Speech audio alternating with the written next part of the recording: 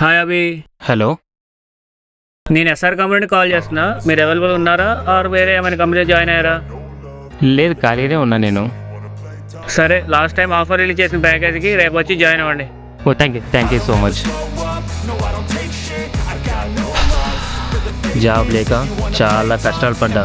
Startup company అయినా సరే, ఎంత వర్క్ ప్రెషర్ ఉన్నా సరే జాబ్ చెయ్యాలి.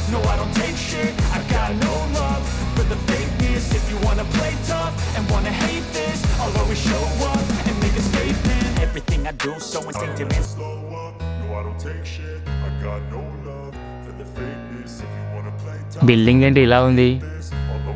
ఇది అసలు ఐటీ కంపెనీయేనా? నేను అసలు కరెక్ట్ అడ్రస్కే వచ్చానా? ఒకసారి చెక్ చేద్దాం ఉండు. కరెక్ట్ అడ్రస్లే. సరేలే, మనకి ఇప్పుడు మనీ ఇంపార్టెంట్.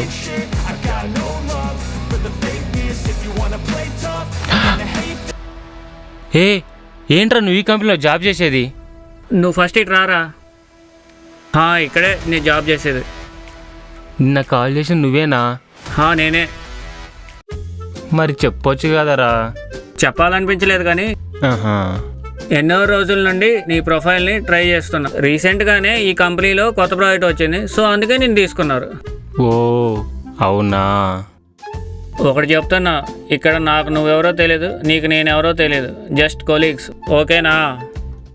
ఎందుకురా అలా అంటున్నావు? అదంతే. ఇంకో విషయం, ఎంఎన్సీలలో ఉండదు వర్క్ ఎన్విరాన్మెంట్. చాలా అడ్జస్ట్ అవ్వాలి. చూడు, అక్కడ వేషాలు ఇక్కడ ఏమాకు. అవుతాలేరా, మనకి ఇప్పుడు జాబ్ ఇంపార్టెంట్. అమ్మయ్యా, ఇక నుండి మనం బయటకు వెళ్ళినప్పుడు డబ్బులు పెట్టే బాధ తప్పింది. నీ అబ్బా, మనం ఫ్రెండ్సేరా, ఎందుకురా అలా అంటున్నావు నువ్వు? ఒరే, ఎంత ఫ్రెండ్స్ అయినా అమౌంట్ పెట్టే విషయంలో ఏదో తెలియని బాధరా. ఫ్రెండ్స్కి పెట్టావు కానీ వీకెండ్ వస్తే పెడతావా స్పా సెంటర్కి 1000? నీ అబ్బా, నా ఇజ్జత్ తీకరా బాబు. ఇజ్జత్ ఏంటి? నువ్వు వీకెండ్ చేసేది అదే కదరా. వర్క్ ప్రెజర్ తట్టుకోలేక స్పా సెంటర్కి వెళ్ళి రిలాక్స్ అయ్యి వస్తావు. నీకో దండారా బాబు, నేను వెళ్తున్నా. 5 minutes ఉండరా, నేను షర్ట్ చేంజ్ చేసుకోవాలి వెళ్ళి. సరే, మీరు వెళ్ళండి రాము గారు. స్టార్ట్ చేశాడు ఇంకా యాక్టింగ్ ఈడు. వెళ్ళి అక్కడ కూర్చోండి. ఓకే రాము.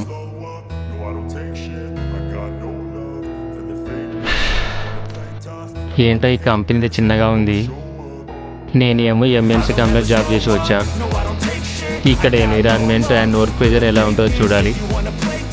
Hi everyone, hi Murali. నాకు గత 30 సంవత్సరాల నుండి ఐటీ ఇండస్ట్రీలో ఎక్స్పీరియన్స్ ఉంది. 10 years బ్యాక్ కంపెనీ స్టార్ట్ చేశాను. ఇక్కడ ఉన్న వాళ్ళు ఎంప్లాయీస్కి అందరికీ తెలుసు. రీసెంట్గా జాయిన్ అయిన వాళ్ళకి చెప్తున్నాను ఈ విషయం. ఈ ప్రాజెక్ట్ చాలా ఇంపార్టెంట్. ఇది యూఎస్ బేస్డ్ ప్రాజెక్ట్. అరే విజయ్, మళ్ళీ వీడు సోది చెప్తాడు అనుకున్నాను. త్వరగా కంప్లీట్ చేశాడురా ఇంట్రడక్షన్.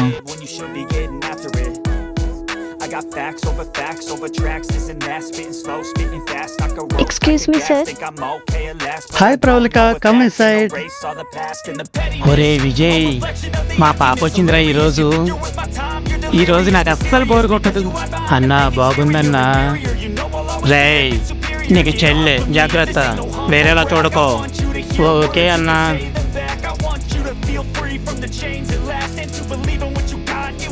టీం, మీరు ఒకరికొకరు ఇంట్రడక్షన్ ఇచ్చుకోండి.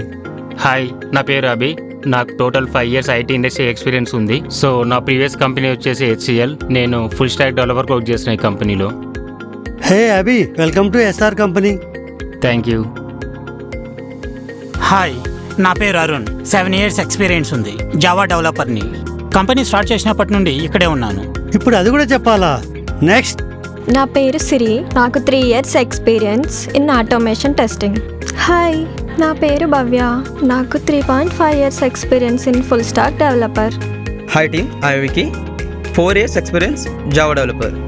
హాయ్, నేను రాము. నాకు 6 years of experience in IT industry as HR and admin. Team, నేను మళ్ళీ చెప్తున్నా, వీళ్ళు మనకి చాలా పెద్ద క్లయింట్. ఇది మనందరి భవిష్యత్తు మార్చే ప్రాజెక్ట్ అని నేను నమ్ముతున్నాను. అందుకే వచ్చే 6 months మనకు చాలా ఇంపార్టెంట్. ఎవరు లీవ్స్ తీసుకోకూడదు. Okay sir. నేను కొత్తవాడిని అయినప్పటికీ ఈ ప్రాజెక్ట్ కోసం నా వంతు నేను కృషి చేస్తాను.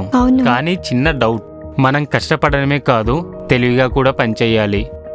నువ్వు ఏమి చెప్పదలుచుకున్నావు అభి? మనం ఎప్పుడు హార్డ్ వర్క్ అంటాం కదా, కానీ స్మార్ట్ వర్క్ కూడా అవసరం. మేమంతా మంచి ప్లానింగ్తో వర్క్ చేస్తే ఆన్ టైంలో మనం ప్రాజెక్ట్ డెలివరీ చేయగలం. ఇది మంచి ఐడియా. మేమంతా కష్టపడే మీద మాత్రమే దృష్టి పెడతాం, కానీ సరైన ప్లానింగ్తో పనిచేస్తే మనం మరింత ప్రతిభావంతులుగా ఉండగలుగుతాం.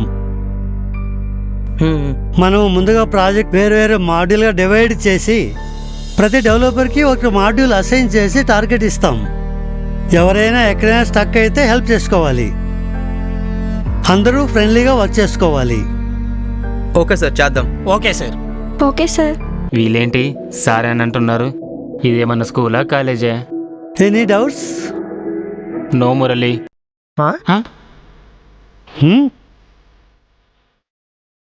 CEO ఏంటి అంత కోపంగా చూస్తున్నాడు? అసలు నా జాబ్ ఉంటుందా ఉండదా? దేవుడా నువ్వే ఎలాగైనా కాపాడు.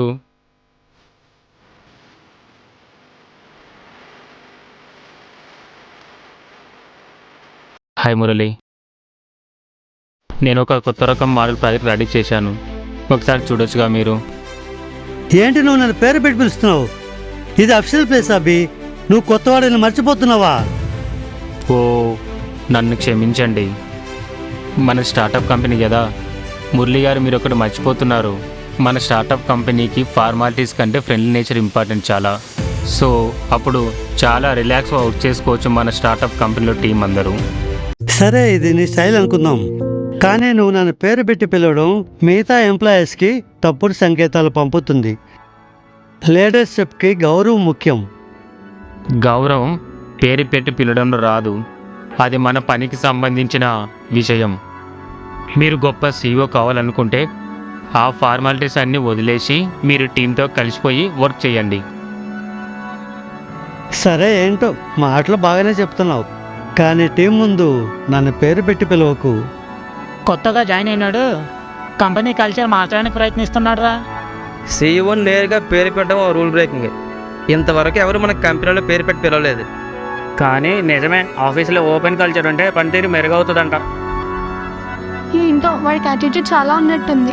MNC కంపెనీలో జాబ్ చేస్తున్నాడని పొగరు వాడికి. అవును, వీడు అసలు సీఈఓనే అంతకి.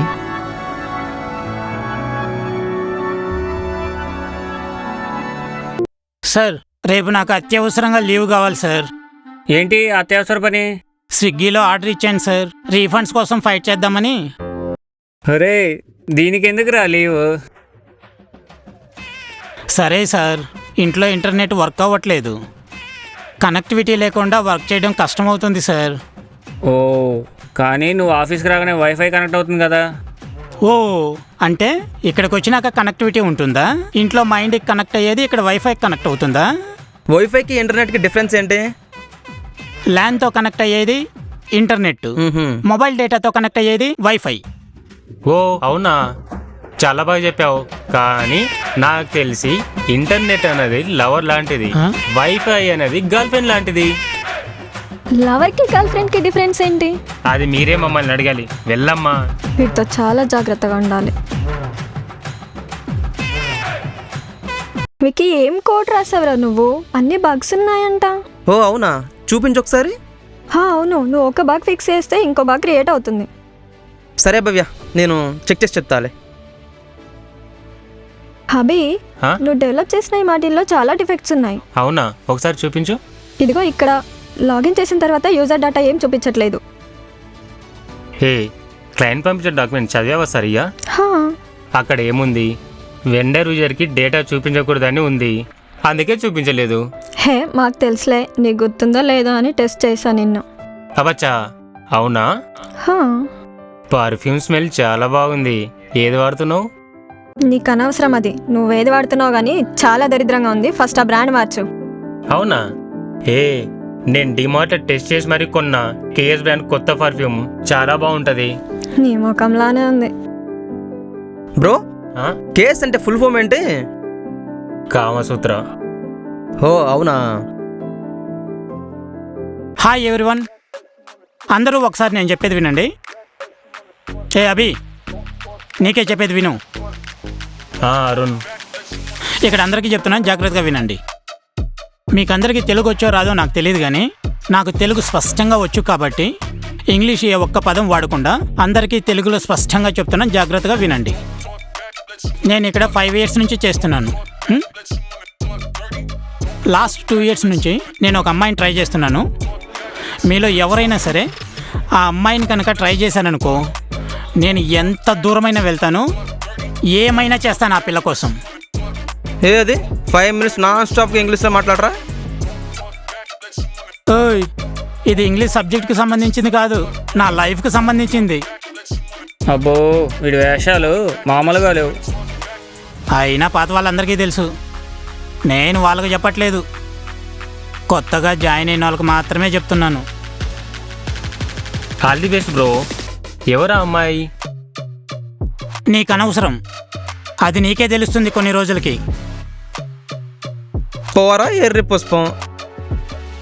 సరే బాయ్, నాకు వర్క్ ఉంది. ఉన్నట్లున్నారు బాగానే. హే ఏంటి ఉన్నారు? ఫ్యాన్లు ఎక్కువగా ఉన్నాయి అంటున్నాయి ఇక్కడ. హే ఇక్కడ ఫ్యాన్లు ఎక్కడ ఉన్నాయి అసలు? నువ్వు డబల్ మీనింగ్తో మాట్లాడకు. డబల్ మీనింగ్ ఏముంది? నీకు ఆఫీస్లో ఫ్యాన్స్ ఎక్కువగా ఉన్నారు అంటున్నా. అవునా? అయినా బిలో యావరేజ్ అమ్మాయిలకి బయట చాలా కాంపిటీషన్ ఉంది, నీకెందుకు ఉండరు? ఎన్నో చాయ్ ఎంతవరకు ఏంటది? ప్రపోజల్స్. నీకు చెప్పాల్సిన అవసరం లేదు. మరి ఎవరు చెప్తావు? ఎవరన్నా ఉన్నారా? నిన్ను ఆ? ఉమ్, ఆహా